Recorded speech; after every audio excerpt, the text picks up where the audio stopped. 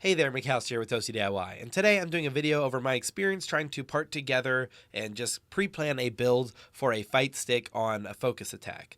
This will be my first one I've ever done. I currently own a lever, but I did not build it. I just bought the Victrix Pro. Initially, when the Street Fighter 6 game came out, I wanted to get into it. It's my first fighting game, and it was just so busy. All the Brook boards were sold out and everything like that, which are these little adapter boards you need in order to set up your fight stick and make it work and, translate it from you pressing the button to the machine you want to go to. And all those boards were like sold up or being scalped for a lot of money. So I didn't get into it at the time. I just bought that very expensive board because I really wanted to have one. I was kind of head over heels for the game at the time. And I don't think it was a mistake. I very much enjoyed that. But I like these lever designs, and I thought maybe I want to try one out, and maybe this time I'll build my own, since now you can actually seem to get the boards.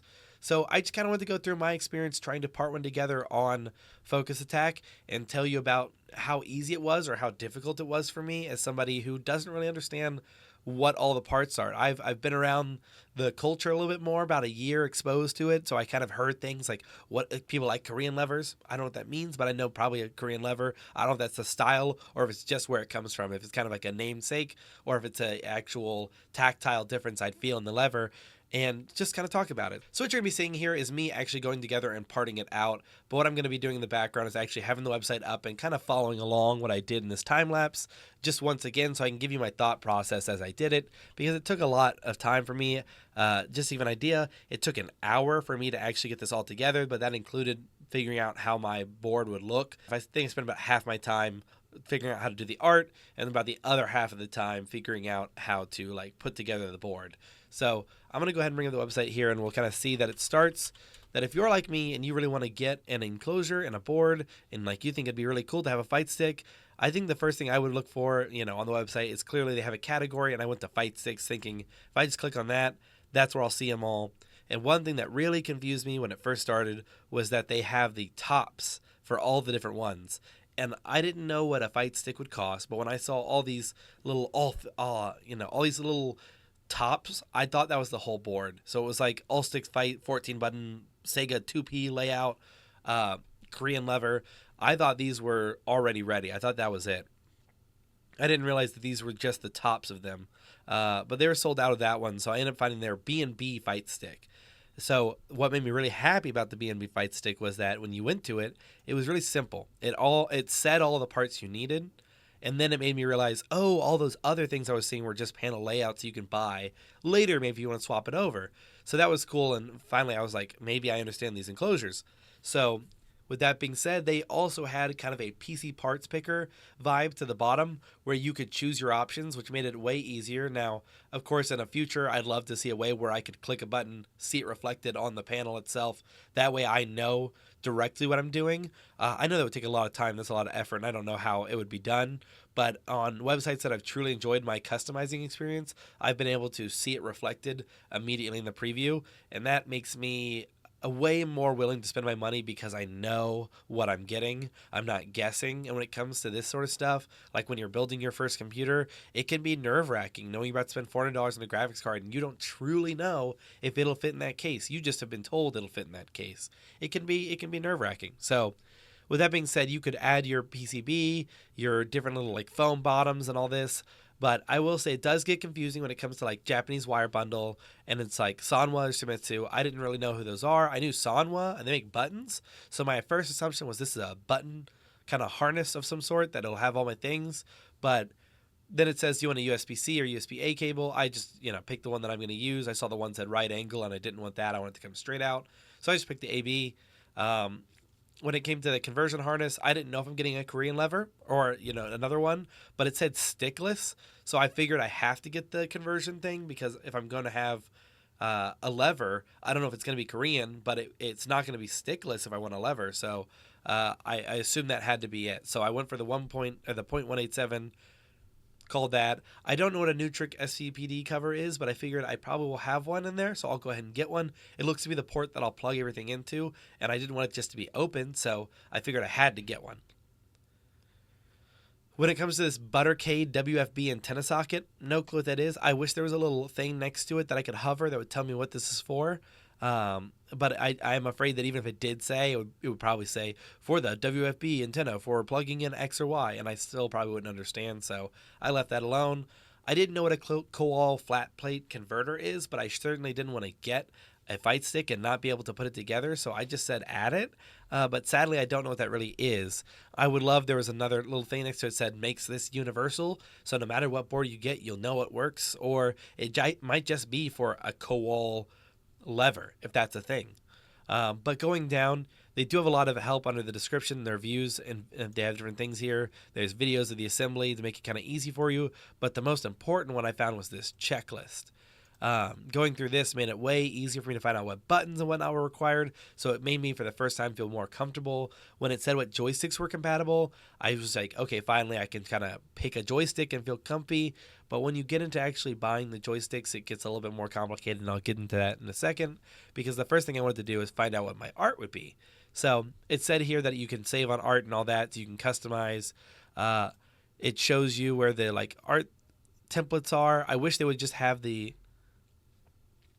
So when it comes to picking out the art, you can go and find a listing where you can get the art, but it doesn't give you a template directly. It actually takes you instead, I believe, to the templates page on their website. I don't know if they kind of have the same description thing under all their art ones, so that's why they don't have it, but I would have loved if they had just the original template option right there, but it might be because they have so many different layouts of that they don't do that.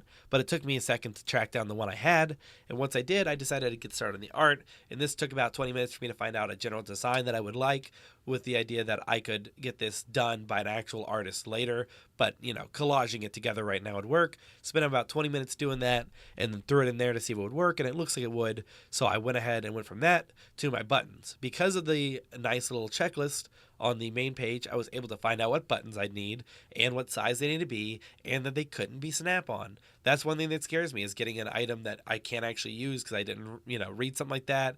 So it was nice to know that there would be that. Now, I don't know if I added in a snap-on button, if the cart would have alerted me, hey, these two are not compatible. I don't imagine it would be a cool feature if it did, but just something that I'd like to note, because it's something that could really save somebody from being very excited and then getting a less than optimal experience. And I don't know how hard that is to code into a website, but it would be cool if it happened, and it might. So if you go in there, you can pick your buttons out. So I went for a very basic yellow and black, kind of off black theme. That seems simple. Buttons are more expensive than I thought. I'm somebody who gets keyboard switches, for a lot of the stuff we have around the office, and I was surprised by the price, but not really bothered. I only need 6 of them, so it ends up being $40 for a set.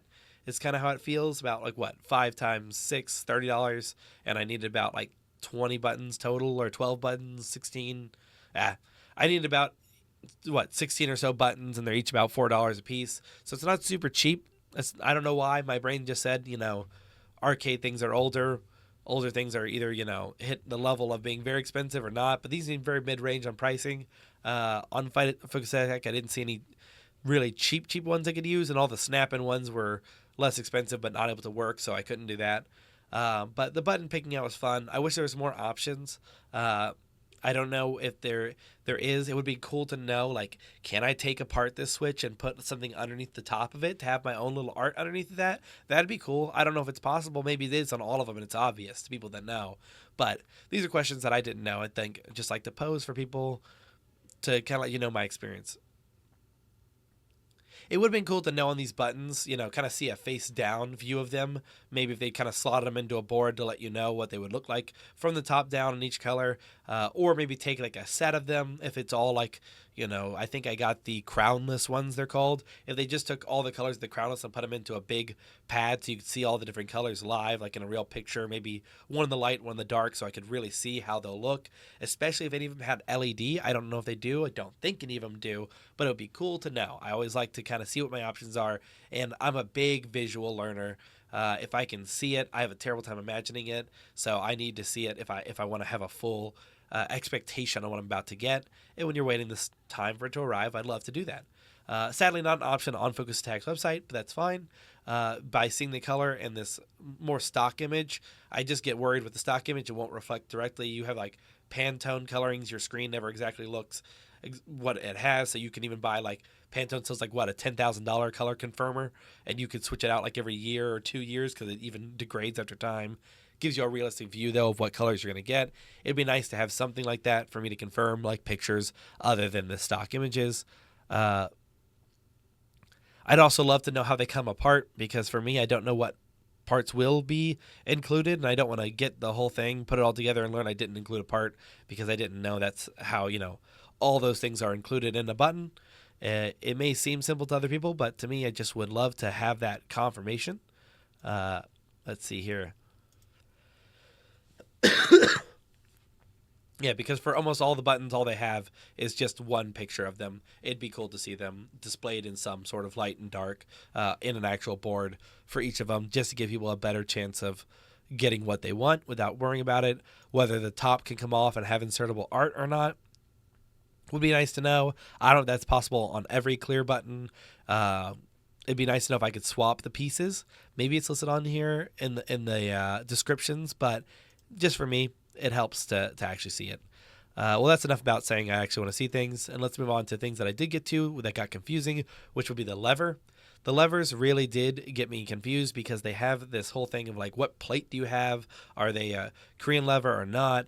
And I did not understand these things. So my solution was just going to be buy a lever that was listed in the compatible checklist underneath of the board, and then buy it with every plate possible. So that way, well, no matter what comes, I get it and it works. It'd be nice if it said, hey, because it's their own B&B Fightstick, enclosure. It'd be cool if it said, maybe a section, a category called B&B compatible under the Fightsticks and pad area, or when you go to the joysticks, it just says B&B, and maybe they have like pre-made sets of like B&B buttons, pick 6 actions, pick 6 movement, and pick 3 or 4 movement buttons, and pick 6 auxiliary buttons, and then pick from any of these joysticks, and we'll make sure it works with your order.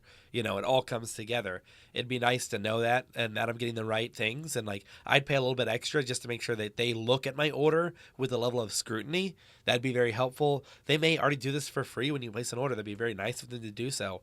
But I don't know that at this moment. I'm an uninitiated customer, a possible returning customer, because I think this is a cool product type to get into. But it'd be interesting to have that on there to help you out.